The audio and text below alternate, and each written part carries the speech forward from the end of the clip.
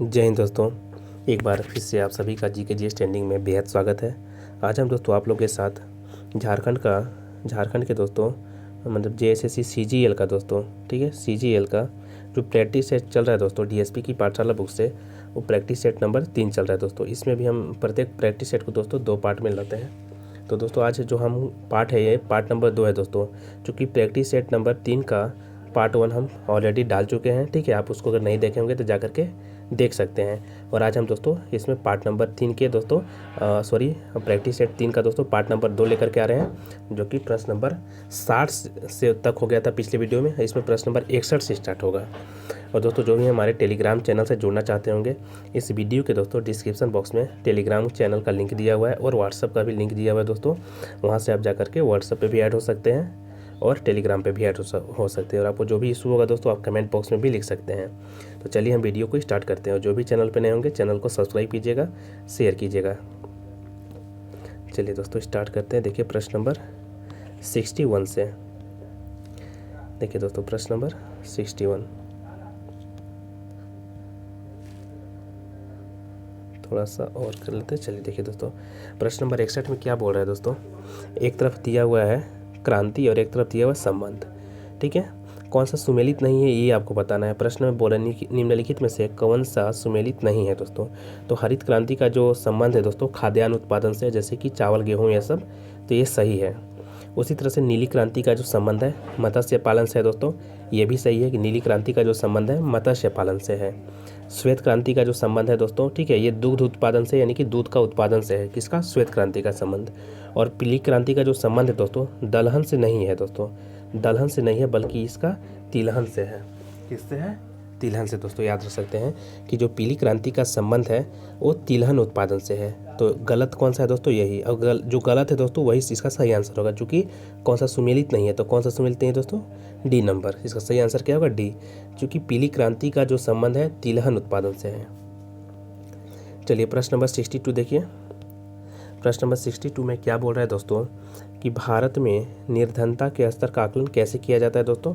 तो भारत में जो निर्धनता के स्तर का जो आकलन किया जाता है परिवार के उपभोग व्यय के आधार पे किया जाता है। आप इसको याद रख सकते हैं दोस्तों। कैसे किया जाता है? तो परिवार के उपभोग व्यय के आधार पे किया जाता है, एनएसओ के द्वारा। चलिए नेक्स्ट प्रश्न देखते हैं हम लोग।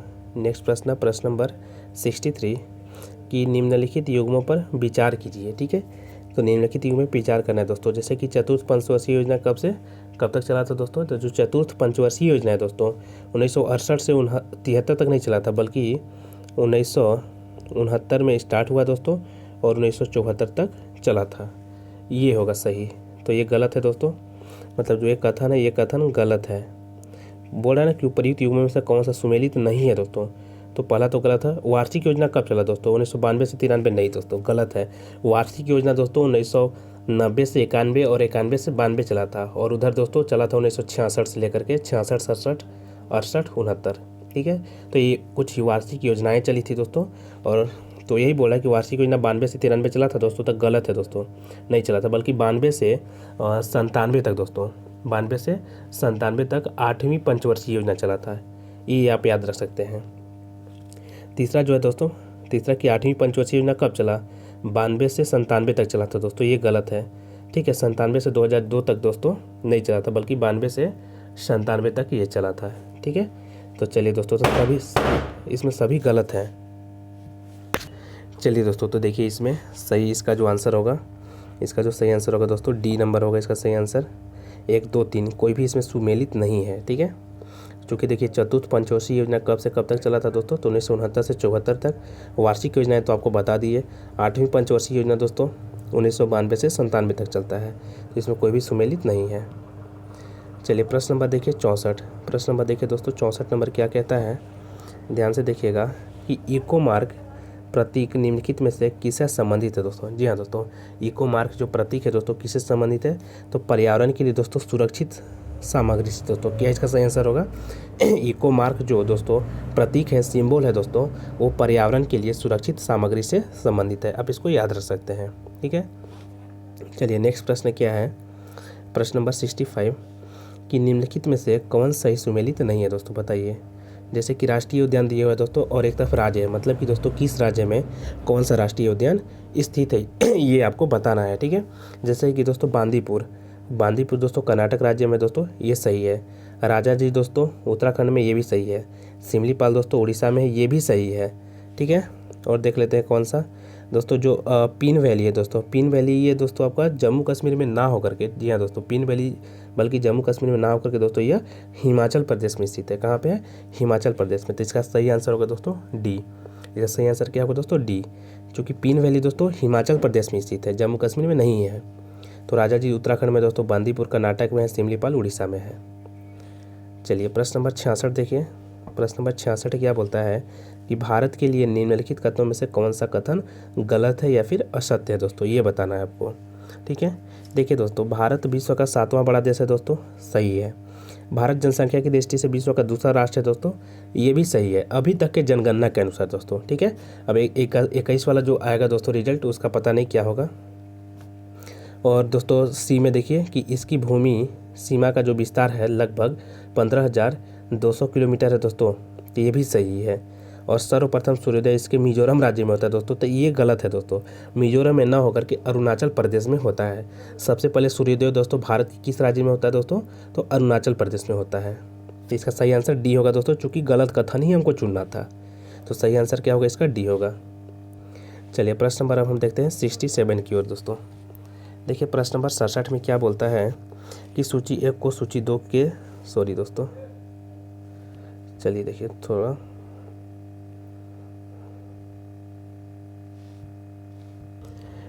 थोड़ा सा इशू हो जा रहा है। ठीक है, लेकिन देखिए प्रश्न नंबर 60 की तरफ हम देखते हैं। ठीक है, प्रश्न नंबर 67 में क्या है कि सूची 1 को सूची 2 से सुमेलित करना है और सूची के नीचे दिए गए कूट से सही उत्तर का चयन करना है दोस्तों। ठीक है, जैसे कि दिया है दोस्तों केरल में, एक तरफ दोस्तों केरल है और केरल में सबसे ऊंची चोटी दोस्तों, मतलब एक तरफ राज्य एक तरफ सबसे ऊंची चोटी है दोस्तों।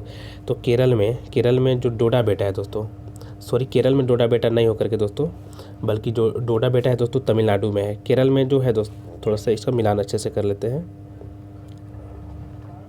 देखिए दोस्तों, केरल में जो सबसे ऊंचा चोटी है दोस्तों, उसका नाम है अनाईमुडी। सबसे ऊंची चोटी केरल में कौन सा है? अनाईमुडी। और दोस्तों तमिलनाडु में डोडा बेटा है, याद रख सकते हैं, तमिलनाडु में डोडा बेटा।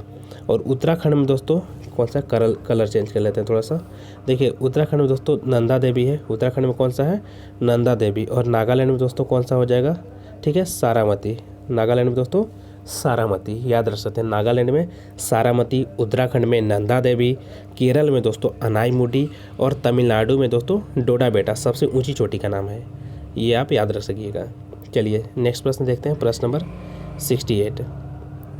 देखिए दोस्तों प्रश्न नंबर 68 में क्या है कि ब्रह्मपुत्र नदी तिब्बत में किस नाम से जानी जाती है दोस्तों? तो तिब्बत में दोस्तों हम लोग इसको बोलते हैं सांगपो। तिब्बत में ब्रह्मपुत्र नदी को क्या कहा जाता है दोस्तों? सांगपो बोला जाता है। और बता दें दोस्तों कि ब्रह्मपुत्र नदी को तो तिब्बत में सांगपो कहा ही जाता है, और भारत में दोस्तों इसको यरलुंग सांगपो नदी को दोस्तों भारत में दोस्तों इसको ब्रह्मपुत्र नदी के नाम से जाना जाता है। और ब्रह्मपुत्र नदी का जो उद्गम है दोस्तों तिब्बत का जो पठार है उसी से होता है। और विश्व का दोस्तों सबसे बड़ा जो नदी द्वीप है, याद रख सकते हैं, सबसे बड़ा नदी द्वीप जिसका नाम है माजुली, ठीक है, ये दोस्तों असम में ब्रह्मपुत्र नदी के ऊपर ही बना हुआ है। ये भी चीज़ आप याद रख सकते हैं। तो सांगपो। और बता दें कि जब ब्रह्मपुत्र नदी दोस्तों गंगा नदी को दोस्तों बांग्लादेश में क्या बोला जाता है? इसको गंगा नदी को बांग्लादेश में पद्मा के नाम से जाना जाता है। और ब्रह्मपुत्र नदी को दोस्तों वहाँ पे जमुना के नाम से जाना जाता है। ठीक है, ब्रह्मपुत्र को किस नाम से? जमुना के नाम से।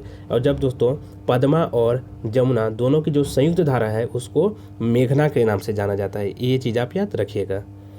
चलिए प्रश्न नंबर 69 देखिएगा दोस्तों कि भारत में निम्नलिखित में से किस प्रकार का वन सबसे कि सर्वाधिक बृहद क्षेत्र में पाया जाता है दोस्तों? तो यहाँ पे जो सबसे ज़्यादा पाया जाता है दोस्तों उष्णकटिबंधीय आर्द्र पर्णपाती वन कौन सा पाया जाता है? तो उष्णकटिबंधीय आर्द्र पर्णपाती वन दोस्तों भारत में सबसे ज़्यादा बृहद स्तर पर या बृहद क्षेत्र में पाया जाता है। ठीक है, चलिए नेक्स्ट प्रश्न देखिए, प्रश्न नंबर 70। देखिए दोस्तों प्रश्न नंबर 70 में कि सूची 1 को सूची 2 से सुमेलित करना है तथा नीचे दिए गए कूट से उसका सही आंसर को चुनना है। ठीक है, जैसे दोस्तों एक तरफ फसल का नाम है, एक तरफ दोस्तों बीमारी का नाम है, ठीक है। तो जैसे कि दोस्तों बीमारी का नाम, जैसे कि गन्ना में, ठीक है, तो गन्ना में रेड रॉट होता है दोस्तों। गन्ना में कौन सा होता है? रेड रॉट है, ठीक है। उसी तरह से दोस्तों जब आप देखिएगा कि धान में क्या होता है दोस्तों? धान में खैरा होता है। कलर चेंज कर लेते हैं एक बार। धान में खैरा होता है दोस्तों। अरहर में क्या होता है? तो अरहर में दोस्तों आपका होता है विल्ट होता है दोस्तों। विल्ट या फिर आप उसको उकठा भी बोल सकते हैं। और आलू में दोस्तों झुलसा। आलू में क्या होता है दोस्तों? झुलसा उसको बोलते हैं, या फिर झुलसा के साथ साथ इसको दोस्तों लेट ब्लाइट भी बोला जाता है। जैसे कि दोस्तों आलू में कभी कभी पाला वगैरह मार देता है तो बोलता है ना लोग कि झुलस गया, वो पूरा उसका जो पत्ता है वो पीला पड़ जाता है, तो लोग बोलते हैं कि वो झुलस गया, ठीक है। तो आलू में ऐसे याद रख सकते हैं कि झुलसा बीमारी हो गया, गन्ना में रेड रॉट हो गया, अरहर में दोस्तों उकठा हो गया, ठीक है, और धान में दोस्तों खैरा हो गया। चलिए हम आगे बढ़ते हैं। देखिए प्रश्न नंबर, देखिए दोस्तों नेक्स्ट प्रश्न अब हमारा दोस्तों सामान्य विज्ञान से स्टार्ट होगा, और सामान्य विज्ञान से आप प्रश्नों को देखिएगा सभी लोग ध्यान से। काफ़ी महत्वपूर्ण प्रश्न होंगे दोस्तों। जैसे कि निम्नलिखित में से कौन सा सुमेलित नहीं है, ठीक है।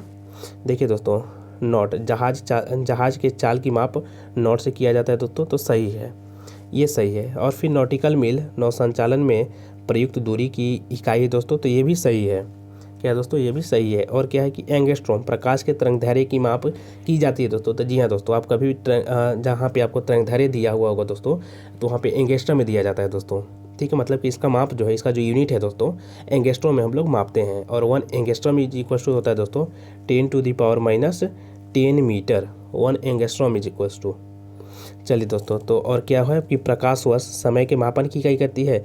नहीं दोस्तों, जो प्रकाश वर्ष है दोस्तों वो दूरी की मापन होती है। क्या है दोस्तों? दूरी की मापन। और दूरी का जो सबसे ज़्यादा जो मतलब कि सबसे बड़ा जो मात्रक है दोस्तों पार्सेक होता है। और 1 पार्सेक इज इक्वल टू 3.26 प्रकाश वर्ष होता है। ये चीज़ आप याद रख सकते हैं, ठीक है। तो चलिए दोस्तों, प्रकाश वर्ष समय के मापन की इकाई नहीं होकर के दूरी की मापन की इकाई है, ये चीज़ आप याद रखिए। तो इसका सही आंसर दोस्तों डी होगा, क्योंकि हमको कौन सा सुमेलित नहीं है ये बताना था इस प्रश्न में, तो ये सुमेलित नहीं है दोस्तों। चलिए प्रश्न नंबर 72 देखिएगा। देखिए त्वरण ज्ञात करने का जो सही सूत्र है निम्न में से कौन सा है दोस्तों? तो त्वरण ज्ञात जो करने के लिए सही सूत्र होगा दोस्तों ए इज इक्वल्स टू, ठीक है, ए इज इक्वल्स टू भी माइनस यू बाई टी होता है दोस्तों। एक फार्मूला आप लोग देखे होंगे दोस्तों, क्या देखे होंगे कि v is equals to u plus a t होता है दोस्तों, ठीक है, यू प्लस ए टी। तो देखिए यहाँ पे भी माइनस यू हो जाएगा दोस्तों, ए वाला जो है इधर आ जाएगा, और बाई हो जाएगा इधर से टी बराबर ए हो जाएगा दोस्तों। वही यहाँ पे दिया हुआ है भी minus you by T A का, ठीक है। तो इसका सही आंसर क्या होगा? ये वाला हो जाएगा। चलिए, और भी दोस्तों साइंस पे अगर आपको बेहतरीन टॉपिक्स चाहिए होगा तो ज़रूर कमेंट करके बताइएगा। साइंस के ऊपर दोस्तों हम अच्छा वीडियो बना सकते हैं आप लोगों के लिए, लेकिन आपको कमेंट करके बताना होगा। चलिए प्रश्न नंबर 73 देखिए दोस्तों कि लोहे से बना जहाज पानी पर तैरती है दोस्तों, ठीक है। लोहे से जो बना जहाज है वो पानी पर तैरती है, जबकि एक सुई पानी में डूब जाती है दोस्तों, क्यों? ऐसा क्यों होता है, ठीक है। तो दोस्तों ऐसा इसलिए होता है क्योंकि देखिए इसका सही आंसर होगा डी। बता देते हैं क्यों होगा दोस्तों, कि सुई का आपेक्षिक घनत्व, ठीक है, उसके द्वारा हटाए गए पानी के आपेक्षिक घनत्व से अधिक हो जाता है दोस्तों। जी हाँ दोस्तों, सुई के द्वारा जो पानी हटाया जाता है, ठीक है, आपेक्षिक घनत्व पानी जो है दोस्तों उसका अधिक हो जाता है, जबकि अधिक नहीं होना चाहिए दोस्तों। अगर डूबना नहीं है तो अधिक नहीं होना चाहिए, बल्कि कम होना चाहिए, ठीक है, इसलिए डूब जाता है वो। चलिए प्रश्न नंबर 74 देखिए दोस्तों कि प्रकाश का रंग निर्धारित होता है दोस्तों कैसे? तो इसके दोस्तों तरंग दैर्घ्य से। कैसे प्रकाश का रंग हम लोग कैसे निर्धारित करते हैं दोस्तों? तो इसके तरंग दैर्घ्य से।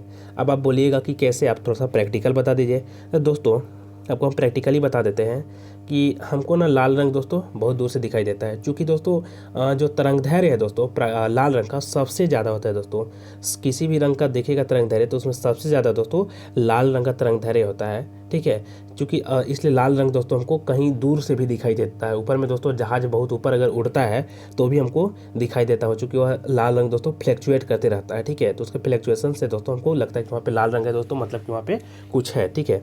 तो चूँकि उसका रंग उसका जो मतलब डेविएशन है दोस्तों सबसे कम विचलित होता है अपने पाथ से लाल रंग, इसलिए लाल रंग दोस्तों हमको दिखाई दे देता है। मतलब कि तरंगदैर्घ्य से ही हम प्रकाश का जो रंग है उसको निर्धारित करते हैं, ये चीज़ आप याद रख सकते हैं। चलिए प्रश्न नंबर देखिए 75 है दोस्तों कि मानव शरीर का जो सामान्य तापक्रम है दोस्तों 98.4 डिग्री फ़ारेनहाइट होता है, ठीक है। इसके बराबर डिग्री सेल्सियस कितना होता है दोस्तों? तो 37 डिग्री सेल्सियस ऐसा माना जाता है, लेकिन दोस्तों एग्जैक्ट देखिएगा आप तो 36.89 डिग्री सेल्सियस आएगा आपका। कितना होगा? 36.89 डिग्री सेल्सियस आएगा। ये चीज़ आप याद रख सकते हैं दोस्तों। चलिए प्रश्न नंबर 76 देखिए दोस्तों कि जब टीवी का स्विच ऑन किया जाता है तो क्या होता है दोस्तों? जब टीवी का स्विच ऑन किया जाता है तो क्या होता है, ठीक है। तो श्रव्य और दृश्य दोनों एक साथ शुरू होते हैं दोस्तों। याद रखिएगा कि जब हम टीवी का स्विच ऑन करते हैं तो श्रव्य यानी कि जो साउंड आता है, ठीक है, और जो हमको जो कुछ दिखाई देता है टीवी के स्क्रीन पे, वो दोनों एक साथ शुरू हो जाता है। तो इसका सही आंसर होगा ए। चलिए प्रश्न नंबर 77 देखिए 77 में क्या है दोस्तों कि एक नाभिकीय रिएक्टर में भारी जल का क्या काम होता है दोस्तों? तो एक नाभिकीय जो रिएक्टर होता है उसमें भारी जल को दोस्तों न्यूट्रॉन के गति को दोस्तों न्यूट्रॉन की स्पीड को कम करना होता है दोस्तों। भारी जल का काम क्या होता है दोस्तों? तो नाभिकीय रिएक्टर में दोस्तों, ठीक है, न्यूक्लियर रिएक्टर में जो भारी जल होता है, हैवी वाटर होता है दोस्तों, उसका काम यही होता है कि न्यूट्रॉन के दोस्तों स्पीड को कम करना, मंद करना, ठीक है, स्लो करना, बस यही काम होता है, याद रखिएगा। चलिए प्रश्न नंबर 78 देखिए। प्रश्न नंबर 78 कि परमाणु में, जी हाँ दोस्तों थोड़ा सा चलिए देखिए, परमाणु में कक्षों को यानी कि जो उसका जो ऑर्बिट होता है दोस्तों, उसको भरने का क्रम नियंत्रित कैसे होता है दोस्तों? तो उसको जो भरने का जो क्रम होता है दोस्तों, आपबाउ सिद्धांत के आधार पे, ठीक है, हम लोग उसको भरते हैं दोस्तों, आपबाउ सिद्धांत के आधार पर, याद रखिएगा। चलिए प्रश्न नंबर 79 देखिए। प्रश्न नंबर 79 में क्या है कि निम्नलिखित कथनों पर विचार करना, परीक्षण कीजिए, ठीक है। निम्नलिखित कथनों पर परीक्षण करना है हमको, ठीक है। देखिए दोस्तों इसमें परीक्षण में क्या है कि पीतल, तांबा तथा जस्ते की, पीतल जो है दोस्तों तांबा और जस्ते की मिश्र धातु है दोस्तों, बताइए। तो सही है दोस्तों, ठीक है, सही है यह कि जो पीतल होता है दोस्तों, तांबा यानी कि कॉपर होता है दोस्तों, और कॉपर और जस्ता को बोलते हैं, जस्ता को जो सूत्र होता है जेडन होता है, ठीक है। तो पीतल जो है दोस्तों कॉपर और जस्ता यानी कि Cu यानी कि तांबा और जेडन यानी कि जिंक, इन दोनों का मिश्र धातु होता है। तो सही है, ठीक है। और क्या है दोस्तों कि जो मैग्नेटाइट है दोस्तों एल्यूमिनियम का सबसे अधिक महत्वपूर्ण अयस्क है दोस्तों, तो ये गलत है दोस्तों, ये गलत है। मैग्नेटाइट आयरन का अयस्क है दोस्तों। मैग्नेटाइट किसका अयस्क है? आयरन का। लेकिन बॉक्साइट किसका अयस्क है दोस्तों? तो बॉक्साइट एल्यूमिनियम का अयस्क है। बॉक्साइट एल्यूमिनियम का अयस्क है, लेकिन मैग्नेटाइट दोस्तों किसका अयस्क है? मैग्नेटाइट लोहे का दोस्तों, यानी कि आयरन का अयस्क है। तो यहाँ पे तो गलत हो गया दोस्तों कि मैग्नेटाइट एल्यूमिनियम का सबसे अधिक महत्वपूर्ण अयस्क है दोस्तों, गलती है। मैग्नेटाइट आयरन का या फिर लोहे का अयस्क है। तीसरा जो दोस्तों क्या है, तीसरा आप देखिएगा कि पारदित सम्मिश्रण वे पदार्थ हैं जिनमें, ठीक है, पारा अनिवार्यतः सम्मिलित होता है दोस्तों, तो सही है ये। और फोटोग्राफी में पोटेशियम नाइट्रेट प्रयोग होने वाला एक अनिवार्य रसायन दोस्तों, तो ये भी गलत है दोस्तों। बल्कि फोटोग्राफी में हम लोग क्या यूज करते हैं दोस्तों? तो फोटोग्राफी में हम लोग दोस्तों सिल्वर ब्रोमाइड का प्रयोग किया जाता है। किसका? सिल्वर ब्रोमाइड, याद रखिएगा दोस्तों, फोटोग्राफी में सिल्वर ब्रोमाइड का प्रयोग किया जाता है। सिल्वर ब्रोमाइड AgBr जिसको आप लोग बोलते हैं दोस्तों, AgBr, ठीक है। तो इसमें जो सही बोल रहा था कि उपरोक्त में से कौन सा कथन सही है दोस्तों? तो एक सही है और 3 सही है दोस्तों, ठीक है। चलिए आगे बढ़ते हैं। प्रश्न नंबर 80 कि निम्नलिखित तेलों के हाइड्रोजनीकरण में निम्न में से किसे उत्प्रेरक का उपयोग किया जाता है दोस्तों? तो निकेल का दोस्तों। जब हम वनस्पति वाला जब तेल हम उसका जब हाइड्रोजनीकरण करते हैं तो उसमें निकेल का प्रयोग किया जाता है। इसको आप याद रख सकते हैं उत्प्रेरक के तौर पे, यानी कैटेलिस्ट के तौर पे। चलिए प्रश्न नंबर 81, बार बार आप इस प्रश्न को देखेंगे दोस्तों, 10th में बहुत बार पढ़े होंगे। देखिए प्रश्न नंबर 81 कि उन शराब त्रासदियों में जिनके परिणाम स्वरूप अंधता आदि होती है हानिकारक पदार्थ है, ठीक है। तो इसमें से कौन सा है दोस्तों? तो इसमें से आपका जो है दोस्तों एथिल अल्कोहल होगा दोस्तों। कौन सा होगा दोस्तों? इसमें एथिल अल्कोहल, सॉरी दोस्तों एथिल नहीं होगा बल्कि मेथिल अल्कोहल या फिर मिथाइल अल्कोहल इसको बोला जाता है दोस्तों। तो जो मेथिल अल्कोहल एक रंगहीन, मतलब कि दोस्तों इसका कोई रंग नहीं होता है, ठीक है, रंगहीन लिक्विड होता है दोस्तों, ठीक है, कलरलेस लिक्विड जो कि जल में दोस्तों, हाँ, जल में घुल जाता है। और इसके अत्यधिक सेवन से दोस्तों अंधता या फिर पागलपन या फिर मृत्यु हो जाता है दोस्तों कभी कभी। इसलिए दोस्तों बोला जाता है कि वहाँ पर खराब दारू बन रहा है, ठीक है। तो वो जो खराब दारू होता है दोस्तों वो मेथिल अल्कोहल ही होता है, ठीक है, वो मेथिल अल्कोहल ही हो जाता है।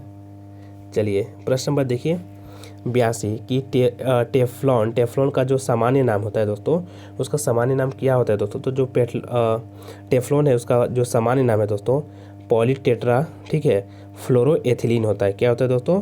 पॉलीटेट्रा फ्लोरोएथिलीन। पॉलीटेट्रा फ्लोरोएथिलीन दोस्तों एक मतलब यह बहुलक है दोस्तों किसका?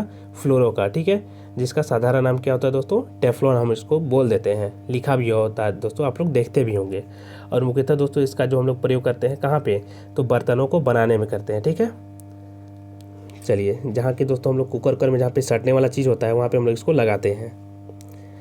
देखिए प्रश्न नंबर 83 में क्या है कि पृथ्वी की आयु का मापन निम्न में से किस विधि के द्वारा किया जाता है दोस्तों? बताइए पृथ्वी का मापन। तो जो पृथ्वी का मापन है दोस्तों हम लोग करते हैं यूरेनियम विधि से। कैसे करते हैं? यूरेनियम विधि से। याद रखिएगा दोस्तों, किससे? यूरेनियम विधि से। लेकिन कार्बन डेटिंग विधि से हम लोग क्या करते हैं दोस्तों? याद आ रहा है आपको कुछ कार्बन डेटिंग विधि? तो इससे दोस्तों हम लोग पेड़ वगैरह की आयु का पता करते हैं। कैसे दोस्तों? देखिए पृथ्वी की आयु का पता या फिर कहीं पर दोस्तों जो चट्टान वगैरह है, ठीक है, उसकी आयु का पता हम लोग यूरेनियम विधि से करेंगे। लेकिन दोस्तों कार्बन डेटिंग विधि से हम लोग क्या करेंगे? पेड़ और की जो पेड़ ये सब है दोस्तों, इसका जो आयु पता करना है कितना पुराना है, तो कार्बन डेटिंग विधि का हम लोग प्रयोग करते हैं। चलिए प्रश्न नंबर 84 देखिए कि हाइड्रोपोनिक्स क्या है दोस्तों? बताइए हाइड्रोपोनिक्स क्या होता है दोस्तों? तो बता दें कि हाइड्रोपोनिक्स मृदा विहीन पादप संवर्धन दोस्तों। क्या है दोस्तों? मृदा विहीन पादप का जो संवर्धन होता है, जहाँ पर कि मिट्टी नहीं होता है दोस्तों और वहाँ पे पादप को संवर्धित करना है, मतलब ग्रोथ करना है उसका, तो उसको बोलते हैं दोस्तों हाइड्रोपोनिक्स। क्या उसको बोलेंगे? हाइड्रोपोनिक्स। देखिए दोस्तों हाइड्रोपोनिक्स एक ऐसी विधि है जिसमें कि खनिज पोषक तत्वों के विलयन के प्रयोग द्वारा जल में पौधों को उगाया जाता है। मृदा विहीन यानी कि बिना मिट्टी के दोस्तों, ऐसे ही पता चल रहा है ये, ठीक है। तो हाइड्रोपोनिक्स होता है मृदा विहीन पादप संवर्धन। चलिए प्रश्न नंबर देखिए 85 कि पपीते में पीले रंग का कारण क्या होता है दोस्तों? बताइए कि पपीते में जो पीले रंग का जो कारण होता है दोस्तों कैरिका ज़ैंथिन होता है दोस्तों। क्या होता है? Carica xanthine. चलिए प्रश्न नंबर देखिए दोस्तों 86 कि मानव यंत्र में निम्नलिखित में से कौन सा एक पाचक एंजाइम नहीं है दोस्तों? ठीक है, कौन सा एक पाचक एंजाइम नहीं है ये आपको बताना है दोस्तों। तो ट्रिप्सिन होता है, पेप्सिन होता है, टाइलिन होता है दोस्तों, ठीक है। ये सब तो पेप्सिन और ट्रिप्सिन ये सब तो आप देख ही रहे हैं। टाइलिन भी होता है दोस्तों मुंह में ही, ठीक है। लेकिन गैस्ट्रिन दोस्तों ये एंजाइम नहीं है दोस्तों, पाचक एंजाइम नहीं है गैस्ट्रिन, ठीक है। गैस्ट्रिन क्या है दोस्तों? पाचक एंजाइम नहीं है। तो इसका सही आंसर यही बी हो जाएगा।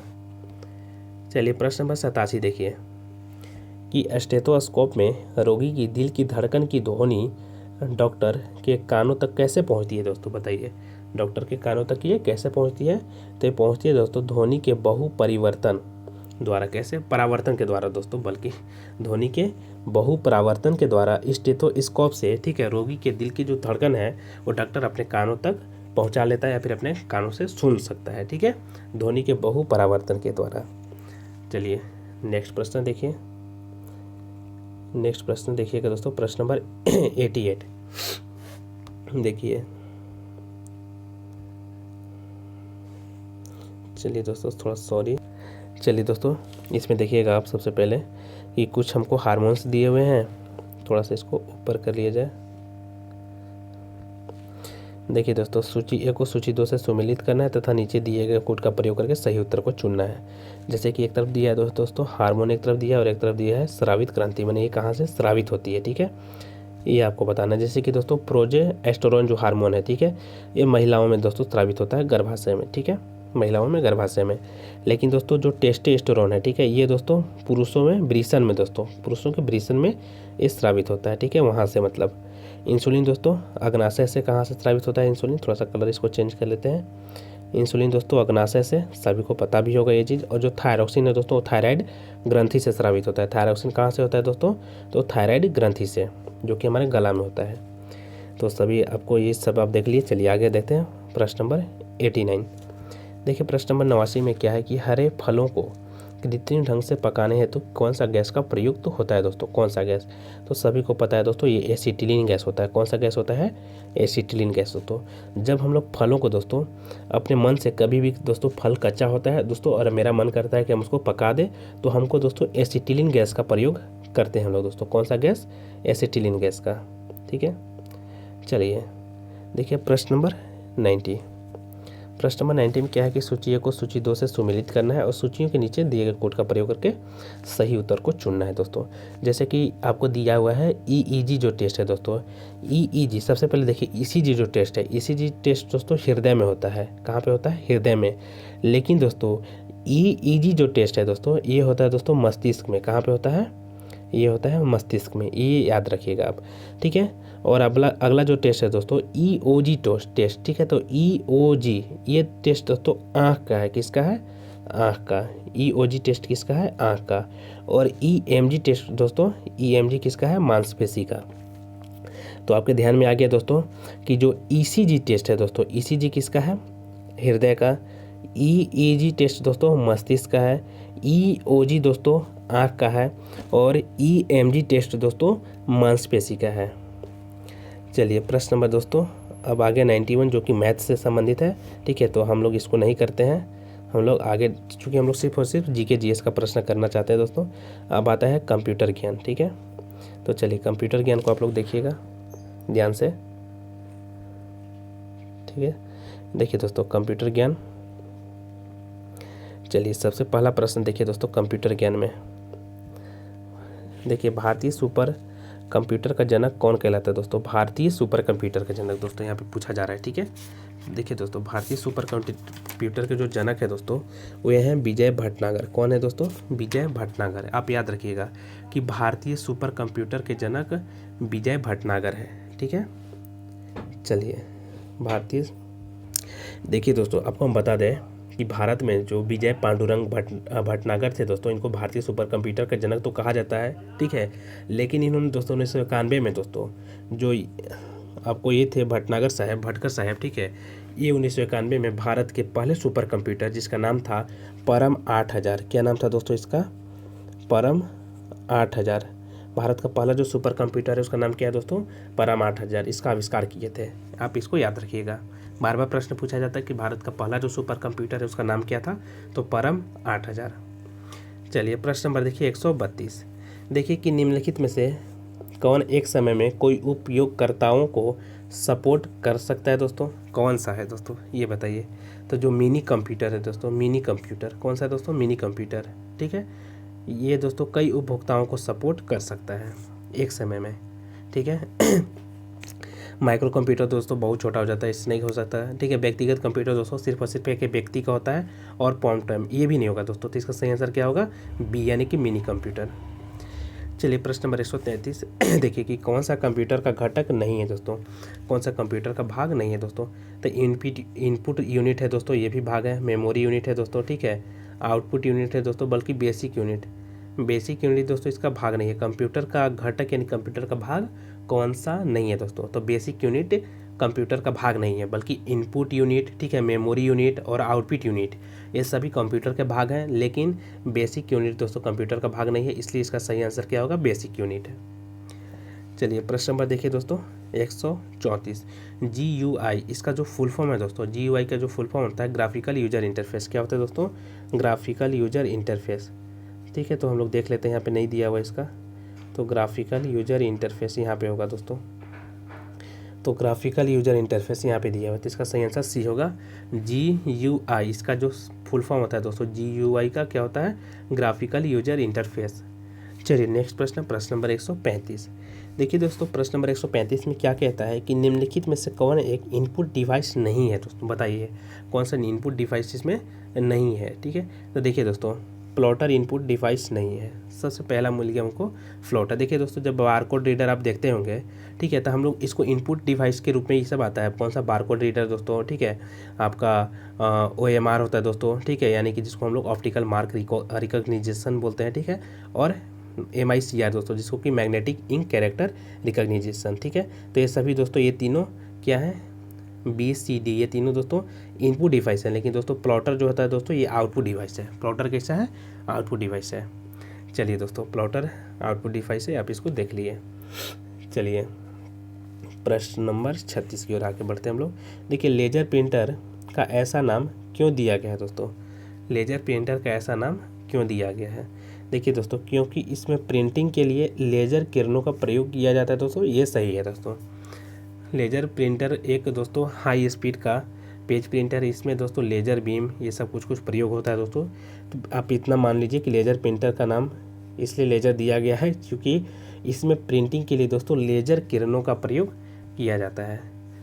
चलिए प्रश्न नंबर देखिए 137। प्रश्न नंबर 137 कि देखिए गटर मार्जिन क्या होता है दोस्तों, बताइए कि गटर जो मार्जिन होता है ये क्या होता है दोस्तों। ठीक है, तो गटर मार्जिन दोस्तों प्रिंटिंग करते समय, ठीक है, पेज की दोस्तों बाइंडिंग में जोड़ा गया एक मार्जिन होता है। ठीक है, आप इसको याद रख सकते हैं। क्या होता है दोस्तों कि प्रिंटिंग करते समय, ठीक है, पेज की बाइंडिंग साइड में दोस्तों जोड़ा गया एक मार्जिन होता है। तो इसका सही आंसर सी होगा, उसको बोलते हैं गटर मार्जिन।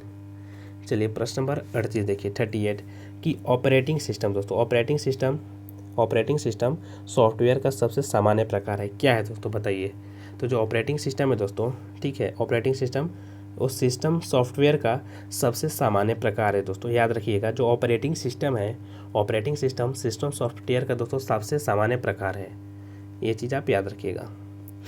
देखिए चूँकि ऑपरेटिंग सिस्टम के बिना दोस्तों सिस्टम स्टार्ट ही नहीं होता है, आप इसको ध्यान में रख लीजिएगा।